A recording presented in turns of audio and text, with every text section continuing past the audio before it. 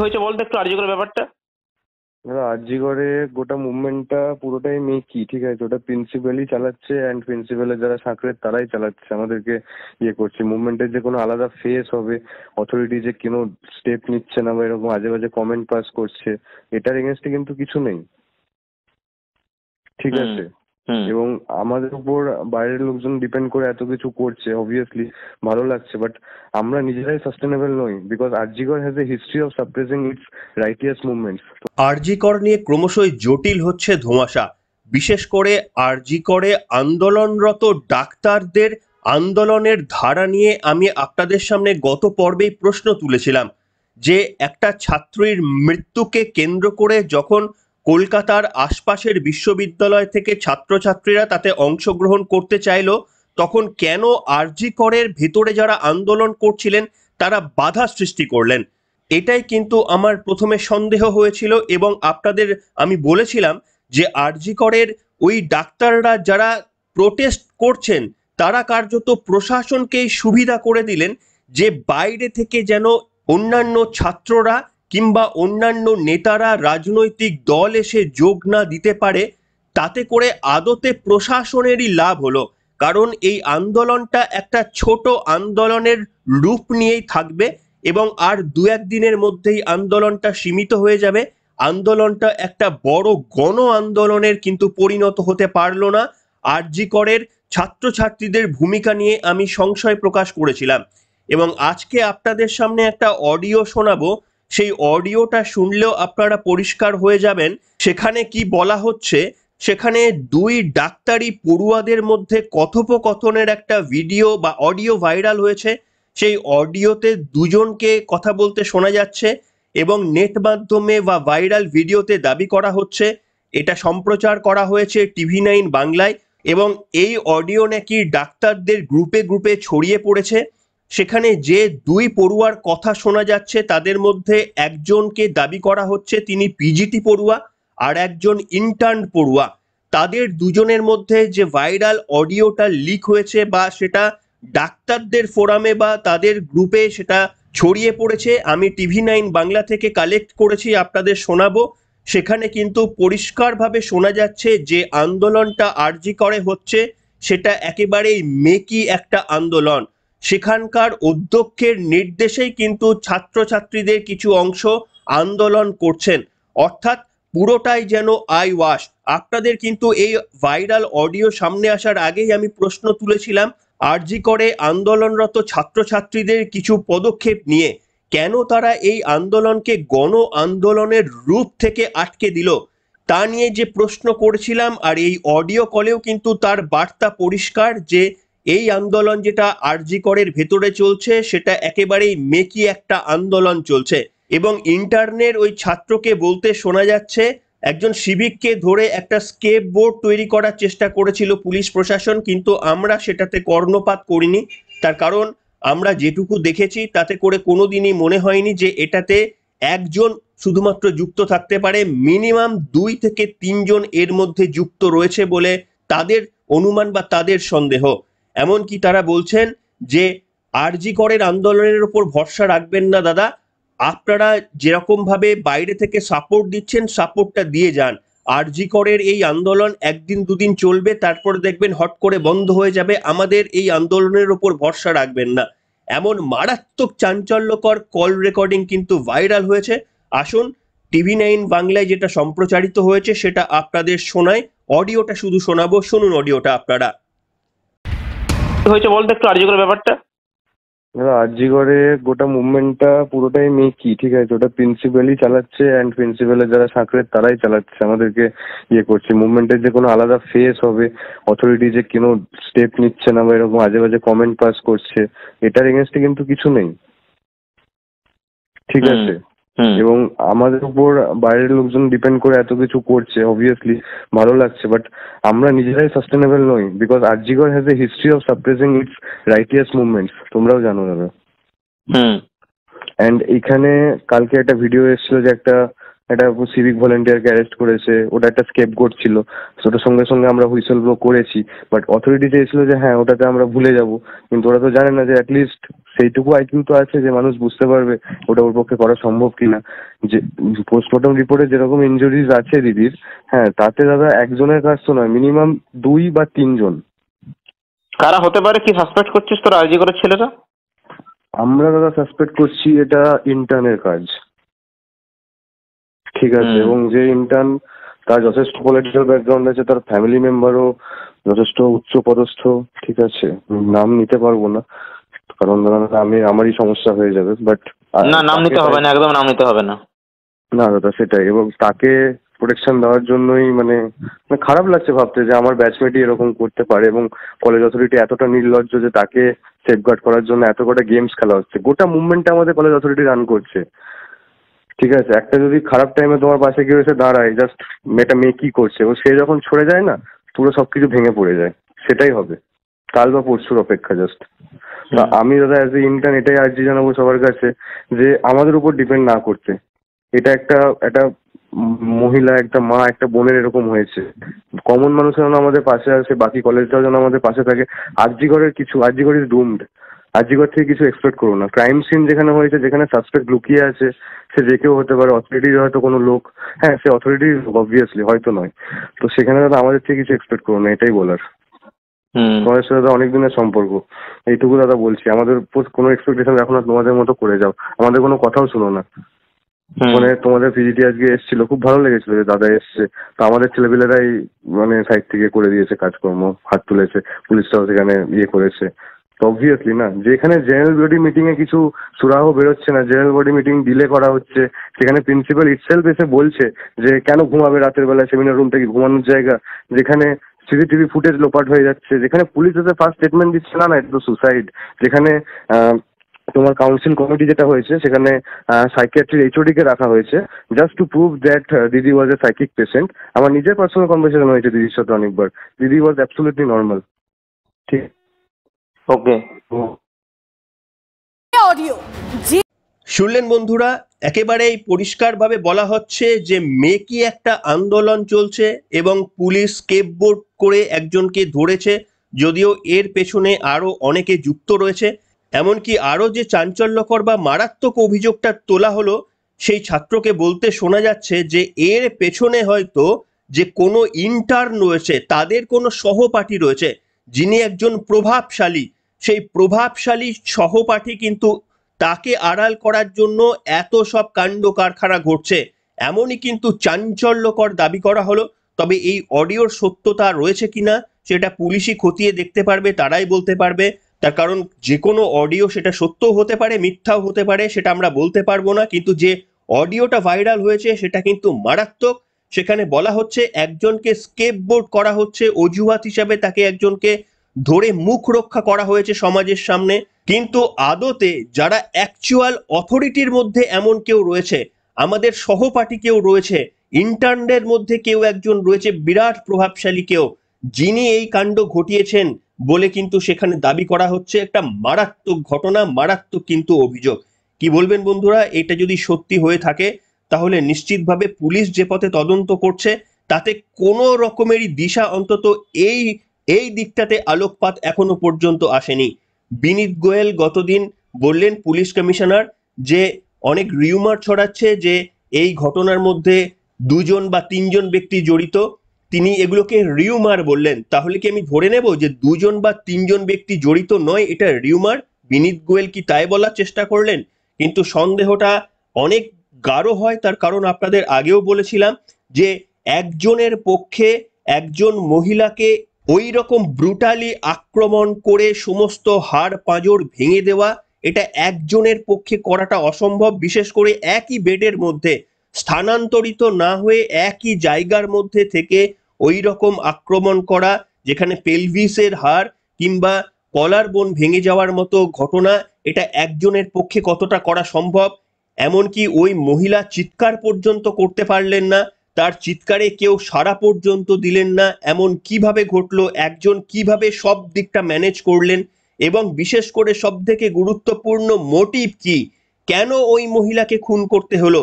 ধর্ষণের উদ্দেশ্যে কেন শুধুমাত্র ওই মহিলাকেই বেছে নেওয়া হলো? কেন ওই মহিলা যখন 36 ঘন্টা ডিউটির পর রাত 3টের পর রেস্ট নিচ্ছিলেন ততক্ষণ পর্যন্ত অপেক্ষা করা হলো? এই প্রশ্নগুলোর উত্তর কিন্তু আমাদের তদন্তকারী পুলিশ অফিসাররা এখনো পর্যন্ত সামনে আনছেন না বা আনেননি। আর এটাই কিন্তু সবথেকে একটা সন্দেহজনক বার্তা বা পরিস্থিতি সৃষ্টি করেছে। আপনাদের গতকালের পর্বেও শুনিয়েছিলাম, অনেকে শুনেছিলেন কিনা জানি না, আরো একটা ভাইরাল অডিও আপনাদের শুনিয়েছিলাম। সেখানে পরিষ্কারভাবে দাবি করা হয়েছিল যাকে ধরা হয়েছে সে এই ঘটনার সঙ্গে জড়িত নাও থাকতে পারে বা অ্যাক্টিভভাবে জড়িত নাও থাকতে পারে।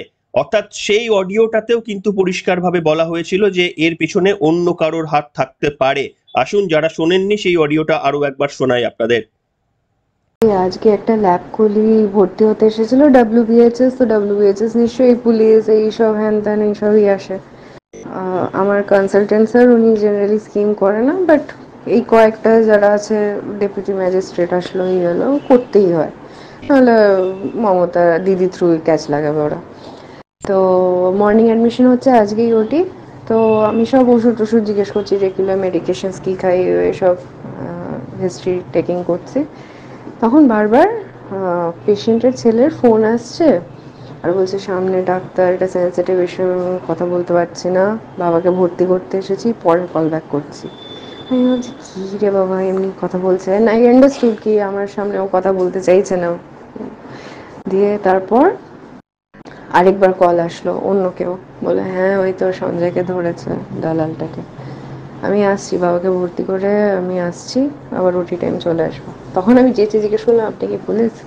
হ্যাঁ আপনাদের এই ব্যাপারটা যেটা হয়েছে ওটাতে তো আমি আছি, কিন্তু একটা লোককে ধরা হয়েছে, দালাল, ওর যে ইয়ারফোনটা ইউজ করতো ওই ইয়ারফোনটা ওই ভিকটিমের পাশে পাওয়া গেছে, কিন্তু ও কিছু করেনি, এটা আমরাও জানি, আর এটা অ্যাডমিন লেভেলেই হয়েছে, আর ঝেড়ে গাছলে অনেক কিছুই বেরোবে, আপনারাই এম্বারেসড হবেন, ডাক্তারও ইনভলভড আছে বা থাকতে পারে, মানে আছে ঠিক ওয়ার্ডটা বলেনি, বাট ওই টাইপের একটা হিন্ট দিল যে এইসব অনেক উঁচু লেভেলেরই ব্যাপার হয়, এমনি এমনি হঠাৎ করে একটা হয়ে গেল ওরকম না। শুনলেন বন্ধুরা, নিশ্চিতভাবে তদন্ত কিন্তু ইউটিউবাররা আমরা ইউটিউবে বসে করতে পারবো না, কিন্তু আমরা যেহেতু এই সমাজের মানুষ, তো আমরা চাই সচেতনতার কাজটা করতে, যেন এই ধরনের ঘটনাকে ধামাচাপা দিয়ে পরবর্তী আরো একটা ঘটনা জন্ম নেওয়ার পরিস্থিতি যেন কোনোভাবেই তৈরি করতে না পারে পুলিশ প্রশাসন। যদি কোনো প্রভাবশালী এর সঙ্গে জড়িত থাকে, যদি কেউ এর পেছনে থাকে, কাউকে যেন আড়াল না করা হয়। বলা হচ্ছে যে ট্রান্সপারেন্সির সঙ্গে সমস্ত তদন্ত হচ্ছে, কিন্তু সেই ট্রান্সপারেন্সিটা মানুষ যতদিন না ফিল করতে পারবে ততদিন পর্যন্ত কিন্তু মানুষের মনের মধ্যে কনফিডেন্স তৈরি হবে না। আসুন সর্বশেষে আপনাদের এই যে ভয়ানক ঘটনা, সেই ভয়ানক ঘটনা নিয়ে রুদ্রনীল ঘোষের একটা দারুণ কবিতা, সেই কবিতাটা আজকে আপনাদের সামনে শোনাবো। সেই কবিতা হয়তো নচিকেতার গানের গলা দিয়ে কোনোদিনই বেরোবে না, নচিকেতার কলম স্তব্ধ হয়ে যায়, তার কারণ মহানায়কের পুরস্কার এখন তার গলায়। তাই রুদ্রনীল ঘোষের এই মর্মস্পর্শী কবিতাটা একেবারে সর্বশেষে আপনাদের জন্য, শুনুন আপনারা। স্টেথোস্কোপের গাটা ঠান্ডা, ভাঙা চশমাটা চুপ, হাসি মুখে মেয়েটা ফটোর ফ্রেমে, সামনে জ্বলন্ত ধূপ। ডাক্তারিতে চান্স পাওয়ার খবরে হয়তো সেদিন মেয়েটার বাড়ি জুড়ে ছিল হইচই। রান্নাঘর থেকে খুন্তি হাতে দৌড়ে বেরিয়েছিল মা, চিৎকার করে বলেছিল ওগো সুখবর আছে, পাড়া প্রতিবেশী সব গেলে কই, ওগো মেজো বৌদি শুনছো, মেয়ে তো ডাক্তারিতে চান্স পেল। এই রুনুর মা, আরে বাবা আমার মেয়ের খবর তোমাদের কি কানে গেল? মেয়ে আমার আরজি করে ডাক্তার হতে চললো। জানো বৌদি, মনে হয় গত জন্মের পুণ্য হয়তো এবার সত্যি হয়ে ফলল। আত্মীয় স্বজন হেসে উত্তর দিয়েছিল, ব্যাস আর চিন্তা কি বৌদি, তোমার মেয়ে তো আমাদেরও মেয়ে, অসুখ বিসুখ মানে এবার এ বাড়িতেই ডাক্তার। মা বলেছিল আরে কি যে সব বলো বৌদি, এসব না তোমাদের বাড়াবাড়ির আবদার। শোনো বৌদি, আমার মেয়ে না দেশের সব খবর জানে, কত গরিব মানুষ চিকিৎসা পায় না। আরে বাবা, তাদেরই তো বাঁচাতে হবে প্রাণে। ঠাম্মা পাশের ঘর থেকে বেরিয়ে বলেছিল, হ্যাঁ তোরা আমায় কি একটু কথা বলতে দিবিনি? তা বলে গলায় স্টেথোস্কোপ ঝোলার পর আমাদের চিনতে পারবে তো আমাদের এই ছোট্ট ডাক্তার নেই? সেই স্টেথোস্কোপের গাটা ঠান্ডা, ভাঙা চশমাটা চুপ, হাসি মুখে মেয়েটা আজ ফটোর ফ্রেমে, সামনে জ্বলন্ত ধূপ। টানা 36 ঘন্টার ডিউটি দিয়ে মুমূর্ষু রোগীর সেবা করে বন্ধুদের সাথে খাবার খেয়ে গলার স্টেথোস্কোপটা খুলে মেয়েটা ঢুকেছিল সেমিনার ঘরে। ভেবেছিল দু চোখ বুঝে একটু জিরিয়ে নি। সেই যে দু চোখ বন্ধ হয়েছিল, সে দু চোখ আর খুলেনি। সেমিনার রুমে যে ক্লান্ত ডাক্তারনি ঢুকেছিল, সকালে সে বেরিয়েছিল ক্ষত বিক্ষত বডি হয়ে। আর স্টেথোস্কোপের গাটা ঠান্ডা, ভাঙা চশমাটা চুপ, হাসি মুখে মেয়েটা ফটোর ফ্রেমে, সামনে জ্বলন্ত ধূপ। যে দিত প্রাণ সেই দিল প্রাণ হাসপাতালের ঘরে। শরীর জুড়ে হাজার ক্ষত, মেয়েটা গেলই মরে। খুবলে খেলো শরীরটাকে, ভাঙলো গলার হাড়। খুবলে খেলো শরীরটাকে, ভাঙলো গলার হাড়। পশুর দলে কে কে ছিল জমাট অন্ধকার। তড়িঘড়ি হলো ধরা একটা সিভিক পুলিশ। তড়িঘড়ি হলো ধরা একটা সিভিক পুলিশ। এই অপরাধ একার যে নয়, যতই বানাও পুলিশ। মন্ত্রী, পুলিশ, দিশেহারা, অজুহাতের শেষ। মানুষ যদি ক্ষেপে ওঠে যেমন বাংলাদেশ, তাই তড়িঘড়ি ঝোলাও ফাঁসি, সে মুখ যেন না খোলে। ষড়যন্ত্র ফাঁসের আগেই ফাঁসিতে সে ঝোলে। পড়ছে মনে ভুলে যাওয়া ধনঞ্জয়ের কথা। যাবজ্জীবন শেষের আগেই ফাঁসির গল্প গাথা। সেম সিলেবাস এ গল্পতেও বুনছে রাজা রানী। সেম সিলেবাস এ গল্পতেও হয়তো বুনছে রাজা রানী। তাই তড়ি ঘড়ি জ্বালানো মেয়ে কেন সবাই জানি।